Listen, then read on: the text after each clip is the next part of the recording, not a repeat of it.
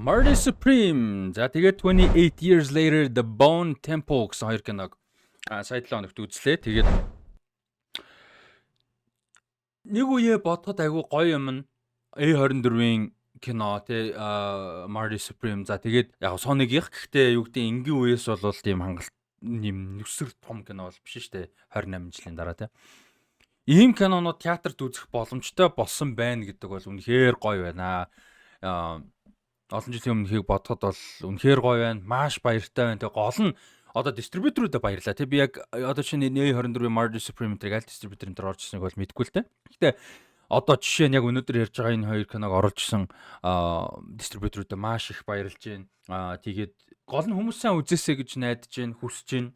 Тэр тусмаа мэдээж одоо A24 гэдэг шиг дистрибьюторуудын продакшнуудын онц содон сонирхолтой бүтээлүүдийг үзэх боломжтой болно.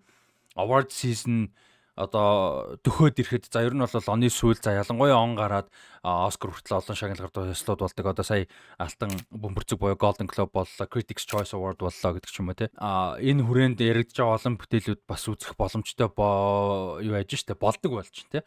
Marty Supreme гэдэг. Тэгээд тийм болоосой улам олон кино гараасай. За Улаанбаатар хотын кино наадам бол тэрэнд маш том нөлөө байжсаар ирсэн. Гэхдээ одоо бүр яг wide release юм да. Тэгээ Монголд бол одоо юу гэдэг олон театрт гардаг болоосой гэж найдаж байна.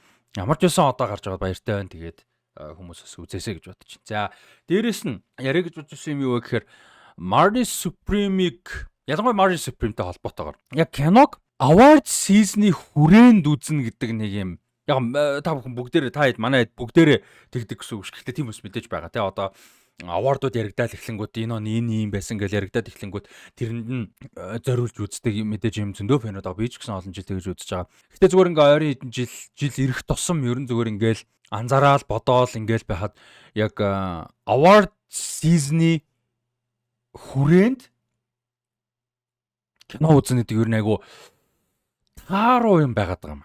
Яг ингээ бодохоор яагаад ингэхээр одоо за зүгээр ингээ яриа л та. За яагаад би нэг Marty Supreme дээр ирж байгаа. За Marty Supreme кино жишээ нь National Board of Review гэж байдаг Америкийн одоо шүүмжлэгчдийн одоо худалдан моддаг шиг нэг юм байгууллага байхгүй. За тэгээд American Film Institute гэх Америкийн кино институт. Энэ хоёрын 2025 оны шилдэг 10 кино гэсэн жагсаалтанд орсон. За Алтан бөмбөрцөг кино наадам дээр сая одоо шилдэг comedy best юу шагналыг авчлаа яалаа. Тэгэнгүүтээ юу яасан. Ямар ч сан Golden Globe Timothée Chalamet авч байгаа юм тий. За тэгээд дэлгэцийн жүжигчдийн одоо юу нэр шагнал дээр бас ингээд Timothée Chalamet нэр дэвшиж байгаа жишээ нь. Ингээд ийм контекст үзэж байгаа юм л та. Тэгээ одоо оны сүүлд ингээд энэ шагнал мангал номинашн янз бүр юмнуудыг харж ийн. За тэгээ оны ихэнд үзэж байна. Тэгэнгүүт автоматар юу яачаад байгаа. Им фестивал биш шагналын үрд энэ нь ингэсэн гэсэн. Шаламын амар байсан гэсэн тий. Зохиол нь юм байсан гэсэн. Зохиол нь нэр дэвшсэн байгаа да.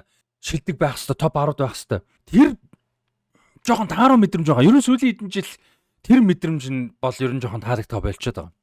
Тэгээд тэрийг Marty Supreme-тэй бүр нарийн холбох юм бол тийм ойлгомжтой үзээд нэг амар сүртэй санагдаагүй. Муу кино юу үгүй. Шаламэ гоё байсан. Яг л нөгөө нэг Safety-гийн ах トゥ хоёрын хийдэг нэг юм стресстэй те. Ялангуяа Uncut Gems за тэгээ яг хин хийгээгүй л дээ. Safety-гийн ах トゥ хоёр хийгээгүй. Гэхдээ одоо Anora ч юм уу те. Тим киноны ийм уур амьсгал байгаа юм л да. Sean Baker те. Sean Baker-ийн ийм уур амьсгал бол байсан. Гэхдээ надад одоо жишээ нь Anoragаас илүү кино санагдсан нэг үгүй. Uncut Gems ч юм уу Good Time те. Одоо Safety-гийн ах トゥ хоёрын өөрсдийнх нь хийсэн. Тэр киноноос илүү санагдсан үгүй. Ер нь дөхөөгүй л үгүй. Яг энэ дээр бол Josh Safety ганцаараа хийсэн л те. Залуу ах トゥ хоёр Benny Josh Safety хоёр олон жил хамт юм хийж байгаа. Тэгээд анх удаага 25 онд салж тусдаа уран бүтээлүүд хийсэн. За Josh Safety энэ жил Marty Supreme-ийг хийсэн бол Marty Supreme-ийг хийсэн бол Benny Safety юу хийсэн? The Smashing Machine гэдэг одоо Emily Blunt, Dwayne Johnson-тай нохоо зодонтой ийм кино хийсэн. Тэгээд тэр кинон яг хэр басна мэдгүй Монгол кинотад бас гарсан шүү дээ. Гарсан тэгээд үзэж чадаагүй амар харамсалтай байгаа. Гарч хат нь үзье гэж бодоод үнэхээр хичээгээд чадаагүй цаг цаа болсонгүй тэгээд одоо ямарсан дахиад баярлаа. Кино театрын сонголт үнэхээр гоолсонд баяртай байгаа. Тийм тэгээд ийм хоёр кино бол тусдаа хийлээ. Тэгээ энэ бол хамгийн safety кино байсан. Би бол Smashing Machine ямар байсан мэдгүй. Гэхдээ энэ бол яг л одоо юу гэдэг safety-г ах 2 хамт хийсэнгээ хэлчихэд бол гайхааргүй ийм байсан. Тэр energy байсан, production сонирхолтой, ийм хурдан диалогтой, галзуу хурдан өрнөлттэй, улам юм болгонд ордоол байдаг, улам галзуу болоод байдаг, улам солиотой болоод байдаг, улам стресстүүлэл байдаг, юм болгонд ордоол байдаг, дөрүүд нь хийж байгаа үйлдэлүүд нь улам нөхцөл байдлыг улам дордуулаад байдаг. Ийм төрлийн кино. Тэр талаар гоё байсан. Гэхдээ түр байсан те. Яг л нөгөө нэг ийм award season гэдэг юм яваад ирэхээр киног автоматар нэг юм одоо ингэдэг штэ. Угаасаа таалагдана гэж шийдсэн гэдэг шиг. Эсвэл угаасаа л гэл нэг юм угаасаа энэ надаа ийм биш гэд нэг юм таалахгүй гэд шийдсэн гэдэг шиг. Тийм сэтгэлдээ орж байгаатай ялгаагүй л энэ нэг юм ийм байх ёстой гэдэг юмтай ороод байгаа юм л та. Тэгээ тэр бас жоохон таалагдахгүй гэж хэлэх гээд байгаа. Та зарим нь бас тэгдэггүй байж магадгүй тийм байл бас мэдээж гоё байна те. За таалагдсан зүйлүүд яри. Ер нь энэ киног яг тэр контекст гэхгүйгээр дангаар нь бас ярих гэж хичээ те. За Шаламэ гоё байсан.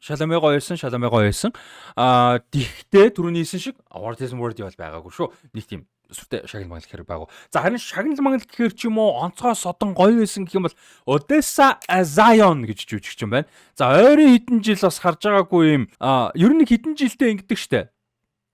Гинт нэг юм хаанаас чинь яг муугаар л хэлж байгаа зүгээр олон нийт мэдгүй гэдэг утгаар те. Гинт нэг юм хаанаас ч амар кул жүжигчин гинт гараад ирдэг штэ. За жүжигчнээ бэлээ дуучин ч юм уу те. Billie Eilish, Ocean Eyes гарч ирдэг ч юм яадаг чинь те. Яг ингээд гинт нэг юм уран бүтээлч хүмүүст гинт гой гараад ирдэг штэ.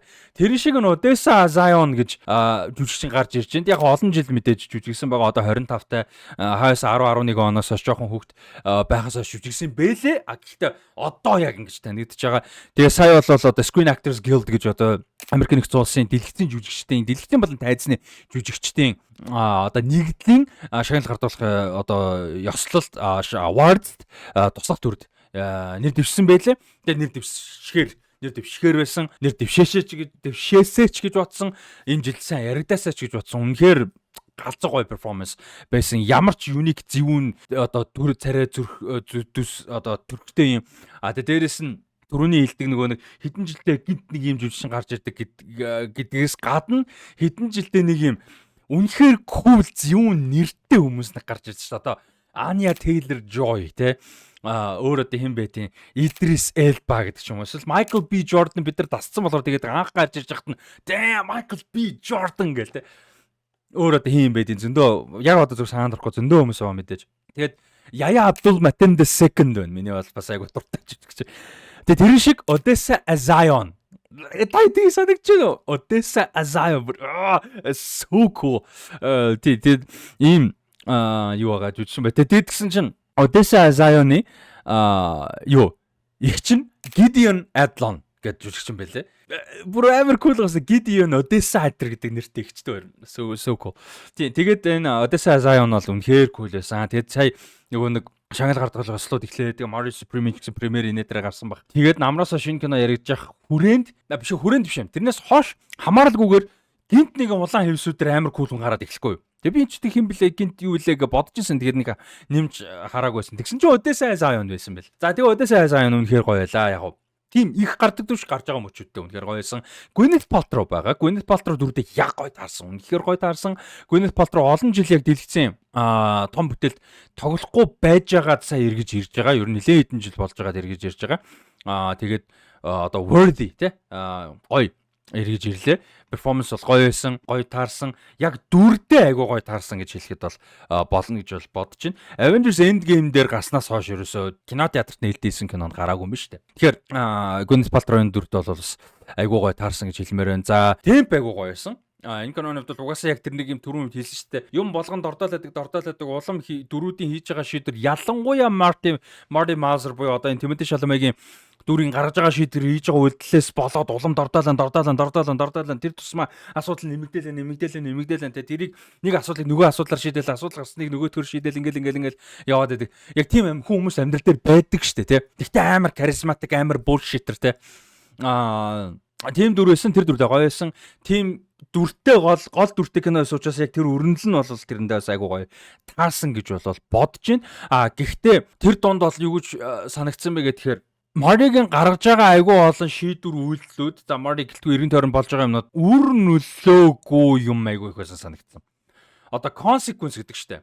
Хариуцлага одоо хүлээх ёстой гэдэг шиг хариуцлага нь зохиолын дагуу бол эргэж ирэх ёстой тийм ээ. Энд нэг юм хийсэн бол тэрний хариуцлага буцаад ирэх ёстой байтал буцаад ирж байгааг нь тойруулаад байгаа юм л да зарим дээр нь. Гэхдээ л хангалттай буцаж өөр дээр нь ирэхгүй байгаа юм шиг санагдсан. Ялангуяа төгсгөл байна. Uncut Gems ч юм уу, Anora ч юм уу. Яг Anora Sean Baker л гэхдээ зүгээр team кинонуудыг бодоход төгсгөл бол хамаагүй одоо сул гэхээр яг үдж яхад сул бол биш л дээ. Үдж яхад төгсгөлийн одоо том сцен, төгсгөлийн 2 3 том сцен гэх юм уу да. Тэр бүр яг төгсгөлийн сцен. За тэрний өмнөх том сценаас байгаа. Тэр хэд бол яг болж байгаа өрнөл нь бол гоё. Хийцэн гоё тасгаа.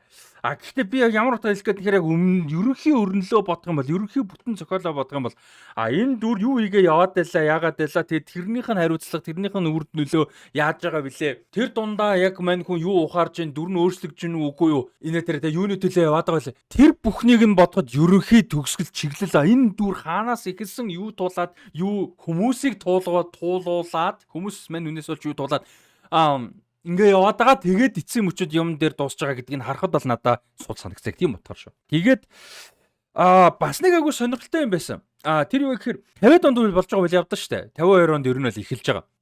50 донд болж байгаа үйл явдалтай хурдан темптэй галзуу стресстэй кино мөртлөө хөгжим баг exclusively буюу баг тэр чигээрээ юу байсан? 80-аад оны хөгжим байсан. Тэр бас айгу сонирхолтой. Тэр бол яг шүүмж бол биш шүү. Зүгээр л айгу сонирхолтой шийдэл байсан. За тэрэн дээр одоо юу гэдэг Alpha William Forever Young тий юуны Alex North-ийн Bell Reeve гэдэг юм. Ингээд ингээм айгу сонирхолтой шийдлүүд тэгээ олон дахиад хэд хэдэн доонууд байсан. Дандаа юм юуны дандаа жоохон бараг бүгд тий 80-аад оны дууны юм мэдрэмжтэй 80-аад оны дуунууд байсан. Ер нь бол юм synth pop mob дуунууд тий. Тэр бол бас айгу тийм сонирхолтой шийдэл байсан. 40-50-аад оны дуунууд бас дунд нь байгаа. Тэгээ тэр 40-50-аад оны дуунуудын одоо юуг уур амьсгал өрнөл элементийг 80-аад оны дуунуудтай хольж ийм одоо юу болгоно гэдэг бол бас айгу сонирхолтой байгаамаа. Шийдвэр байсан. Тэр бас айгу гоё санагдсан надад бол. Тэгээд юу яасан A24-ийн нэг подкаст дээр Sean Baker энэ Josh Safdie уучлаарай яг энэ кинонд найруулж Josh Safdie хоёр орсон байсан надад айгүй сонирхолтой санагдсан. Яг тэгэхээр Anora энэ хоёр тодорхой хэмжээний нэг темптэй кино санагдаад байна. Нэг темптэй нэг хитцтэй нэг юм санагдаад байгаа. Тэгээд гэхдээ надад Anora бол илүү сайн кино санагдаад байгаа юм л та. Тэгээд Mardi Supreme муу бол байгаагүй. Гэтэл түрүү нэг юм амар улаан давтчлаа sorry гэхдээ сүүлийн удаа яг тэр нөгөө нэг яригадаад байгаа шигээ хайптай байгаа шигээ санагдаагүй л гэж байгаа. Тэгээд өөр чин Tyler the Creator тий Tyler the Creator туслах дүр байсан айгуу гоё байсан. Энэ кино айгуу юу яаж чадсан. Хөгжилтэй комедик байж чадсан. Тэгээд Tyler the Creator-тэй айгуу гоё сценүүд зөндөө байсан. Одоо зөндөө хэр биш юм ээ. Tyler the Creator-тэй цөөн сценүүд бүгд гоё байсан. Тэгээ гоё байсан цөөн сцен айгуу олон янзын байсан. Тэгэж яг хэлэн зөв юм байна. Айгуу гоё комедик сценүүд байсан. Action гэж хэлж болохоор гоё сцен байсан. Гоё драматик сцен байсан. Маш гоё найз гэдгийг нь харуулж байгаа хэсэг байсан. Ер нь бол нэг их гараагүй гэхдээ гарсан үедээ scene stealer гэдэг шүү дээ, тэ. Яг дэлгэцийг ингээ эзэгэнчдэг. Яг тийм гоё байж чадсан. Tyler бас айгуу гоё жүжигчин байж болохоор цаашаага байж гарагдсан. Энд ч гэсэн гоё байсан.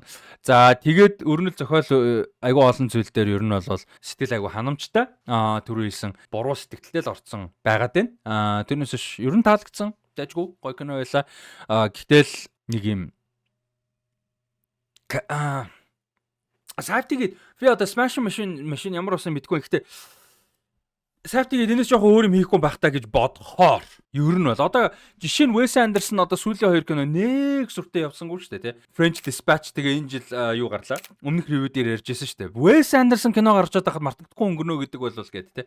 Тэрэн шиг яг нэг темптэй ч юм уу нэгэн хэв маягийн ч юм уу эсвэл нэг формула дээр хэтэргээд огцсон удаан явгаар яах юм болдоо гэж би хувьдаа бодоод байдаг. Industry салбар янз бүр юм болохоор энэ киног бүр ориглон гэдэг байгаа байхгүй тий.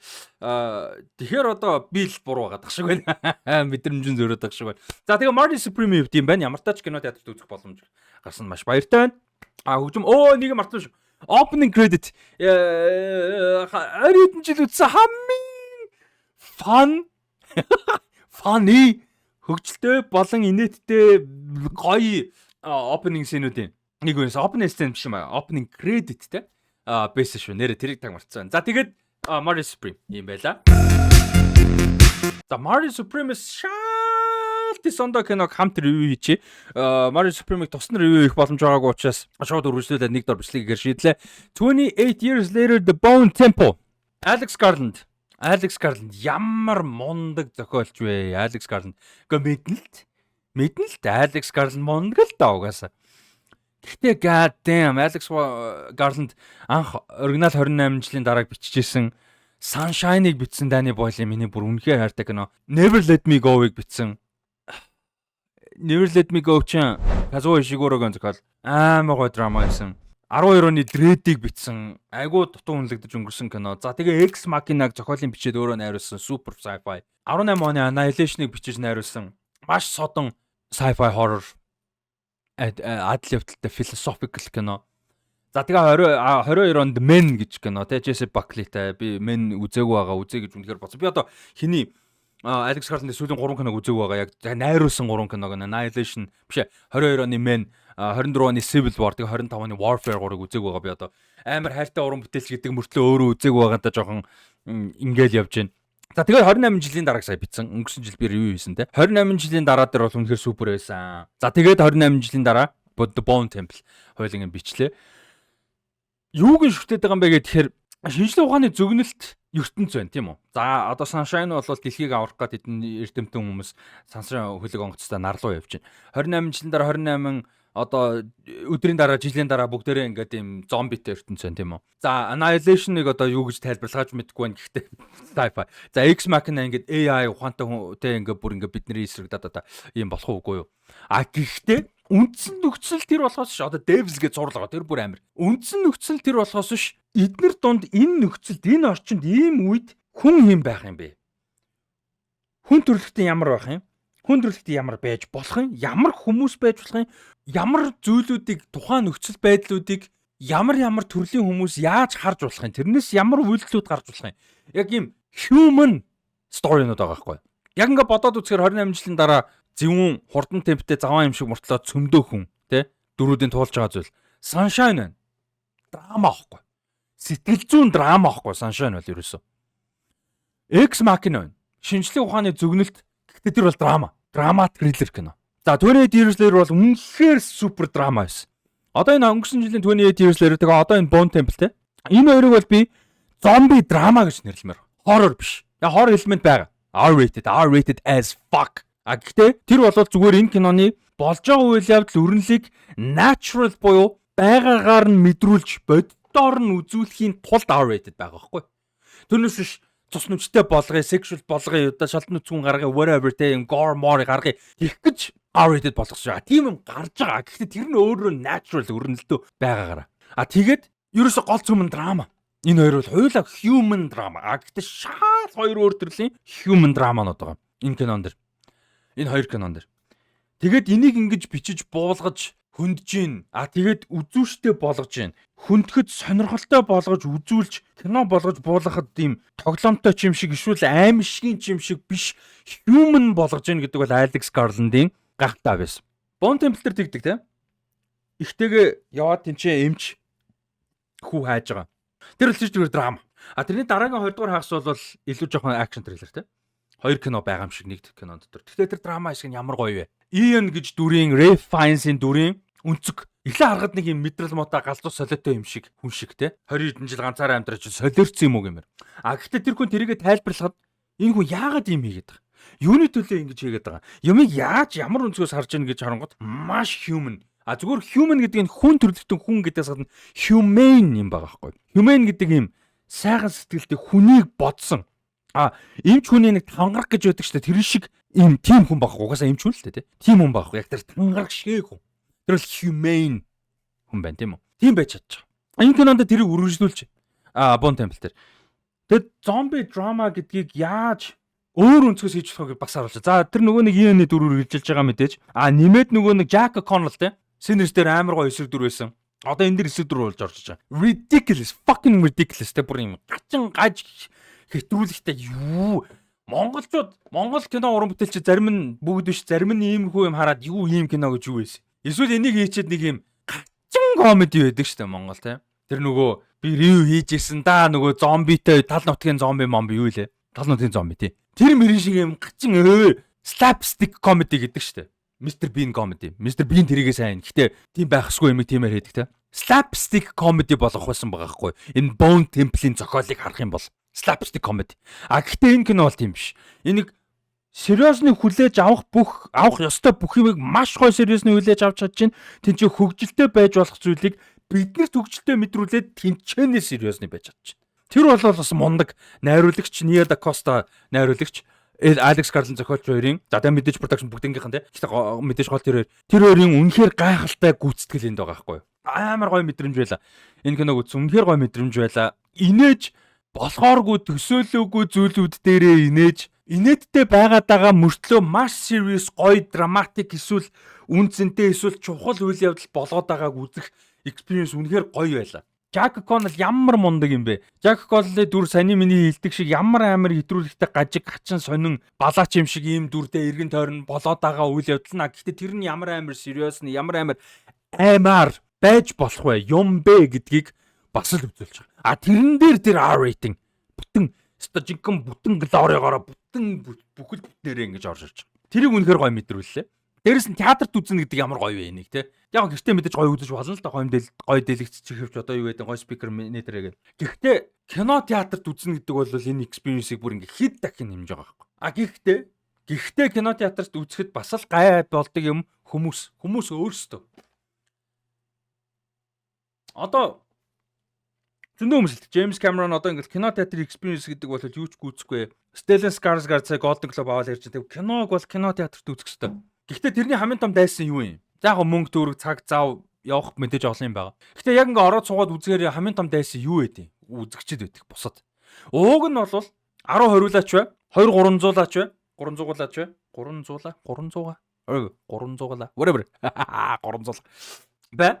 Олон танихгүй хүнтэй хамт нэг emotion мэдрэх. Хамт инээх, хамт ойрлох, хамт ингээд тэр одоо мэдрэмж experience-ийг хуваалцах тийм том дэлгэцсэн мундаг дууралт. Дэлгэцийн одоо энд надад харагдаж байгаа дүр энд байж байгаа тэр дүрийн өөдөөс явж байгаа юмны саунд ингэж ирж гарч ирэх. Энэ бүх мэдрэмжийг за бүр амар мөнгөтэй хүмүүсийн тэнэг үнэтэй хом театрууд биш бол гүйцэхгүй байхгүй. Ямар ч мундаг зурагт 7-1-5-1 саунд байсан. Яг 5-1 саунд 7-1 үйл ингээл явна л та. Тэгэхээр энэ кино театрыг үзэхгүй. Гэхдээ хүмүүс яа ингээл кино өглөнгүүд нэг нөхөр ингээл утсан юм байнгын гэрэлтэй байж байгаа л сахал. Тэгээ тэр нь ингээ бүр ингээ ийм зэ.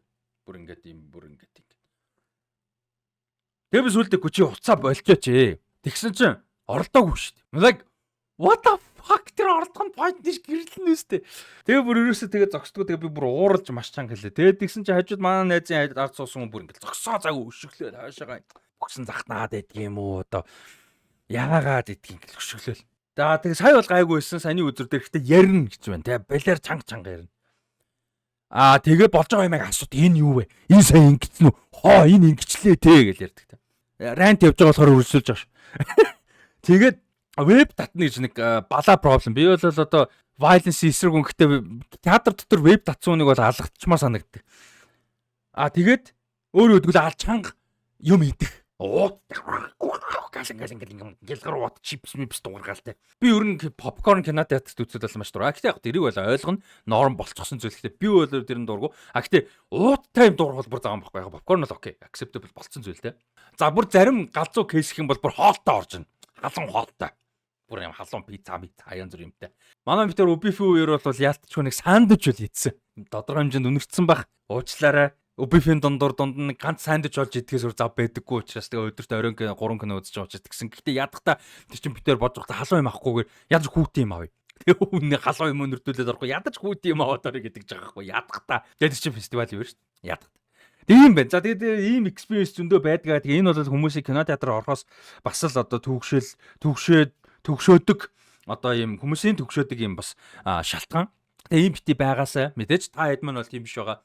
Ойлгомжтой. Тэ санамсаргүй хэрвээ бас тийм үе байна л да мэдээ санамсруу уцаарчдаг ч юм одоо мэдгүй одоо смарт вотч их байлдаг басан тэрийг унтраагаа гэдэг ч юм уу хүн хэлэх юм бол хүн дээр хүлээж авахгүйгээр ингээд яа тий тэрийг бас дарж байгаа хэрэгтэй эргэн тойрны хүмүүс байл хэлж байгаарэ болиулж байгаарэ тэр бол ингээд нийгмийн pressure гэдэг зүйл байх хэвээр тэрүүгээр л бид нар шийдэн штэ тий олонх нь тэрийг дарж шийдэндээ тийм болохоор тийм зүйл баг багасаа бүүн темпл дээр байсаа ихэнд нь жоохон тийм бухимдал бол байлаа тэрийг стац бол үнэхээр гоё experience байла одоо сая өчтөрөөс гарч эхэллээ шүү дээ. Тэгээд та үзэрэй гэж зөвлөмөр байна. Гэхдээ хүн болгон таалагдахгүй мэдгүй. Яг зөвөр нэг аимшигын кино одоо зочоодог сүнс одоо юу гэдгийг зомби. Яг нэг юм зочоодог аимшигын кино үзэхийг хүсэж байгаа болвол энтертейн юм байсан надаа. Гэхдээ зүгээр түгээмэл байдаг гэж хэлчихэ тийм.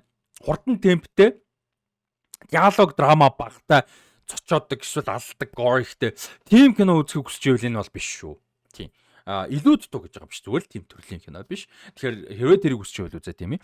Ийм байна. Тэгээд одоо дараа жил байна уу да дараагийн ангид гарах хэвээр. Одоо шинэ трилог болгож гарч байгаа шүү дээ. Өнгөрсөн жилийн 28 жилийн дараа одоо энэ жил гарах 28 жилийн дараа The Bone Temple. Ясан сүм.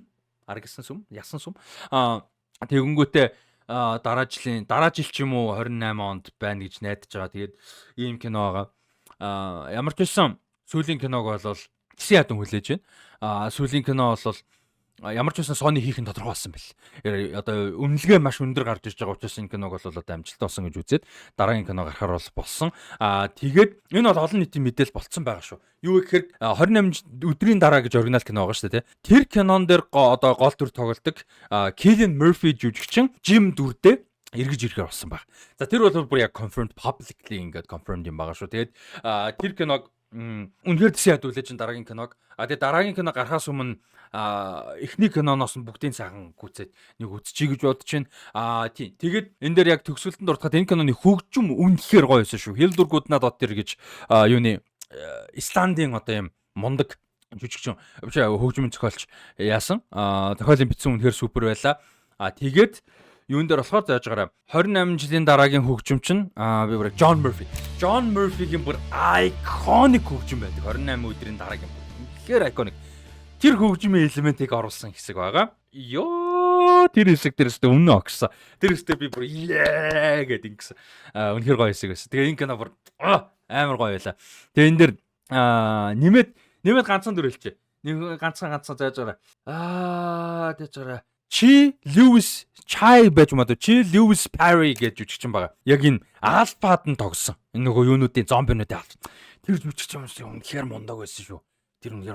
За энэ үрээд өндөрлөө. Тэгээд гоё мэдээлэл хүрэхэд энэ нэгтгэс буюу 1 сарын 19-ноос эхлээд 7 хоног болон 6-7 хоног дараалал 2 сар дуусах гэсэн үг. Юу яаж байгаа? A Night of the Seven Kingdoms цуврал гарч байгаа шүү. George R. Martin-ы Game of Thrones цувралын ертөнцийн үйл явдал болж байгаа. Game of Thrones-ийн яг цувралын үйл явдлаас ном зохиолын үйл явдлаас 90 орчим жилийн өмнө болдог үйл явдал байгаа энэ зохиол.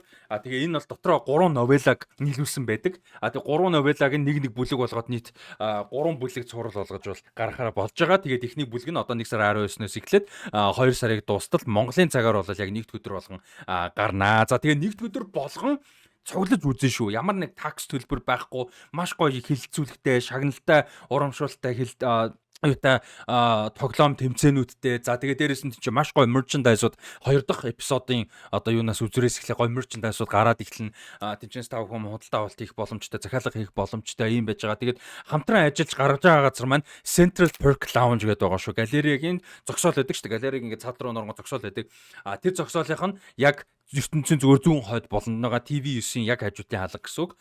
ертөнцийн зүгээр баруун тишээ хаарсан хаалгаа Central Perk Lounge байгаа. Маш гоё том дэлгэцтэй гоё юм.